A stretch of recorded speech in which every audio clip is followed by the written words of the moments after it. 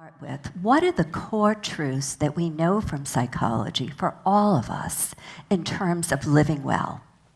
And we can simply go back to Freud when he said the capacity to lead a meaningful life is really based on two simple things: the ability to labor, to work, and the ability to love, to be in relationship. Modern psychologists have taken that a bit further, and what I refer to as the 5 L's. It's the capacity to love, the capacity to labor in a meaningful way, and here labor doesn't necessarily mean getting a paycheck. It can be raising a child in a meaningful way, contributing to the world in a different way, whatever is meaningful work for an individual. So the capacity to love, the capacity to labor, very importantly, the capacity to learn, to be open, to grow, to not stagnate. Now, if we think about people in their 80s who are still writing poetry and drawing, that sense of learning and growing. The fourth would be the capacity to laugh.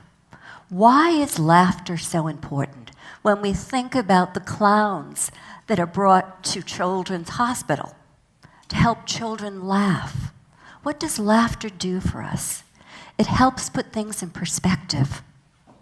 It gives us just a different view of the world. So that capacity to laugh, to put things in perspective. And then finally, the capacity to let go.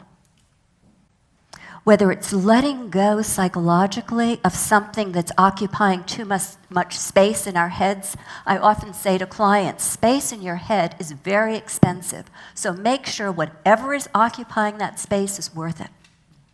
So the capacity to let go psychologically of something that's troubling us, and in some cases to actually leave a situation that is no longer healthy for us.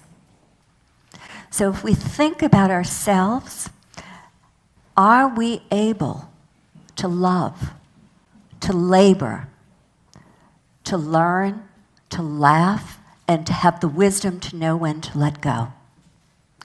And can we do this with a psychological attitude that incorporates a sense of inner control, a sense of commitment, and a sense of challenge, and within a sense of community? You know, you're here today as a community. Let's never underestimate the function and the use and the importance of connection and community.